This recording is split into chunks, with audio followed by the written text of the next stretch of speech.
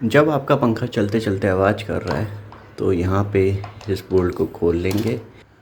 कसने के बाद थोड़ा सा तेल लेंगे और यहाँ पे बिल्कुल शाफ्ट के बीच में डाल देंगे, फिर 2-4 बूंद डाल देंगे तो तेल जो है वो पूरी शाफ्ट के अंदर आराम से चला जाए और इस तरीके से यूज़।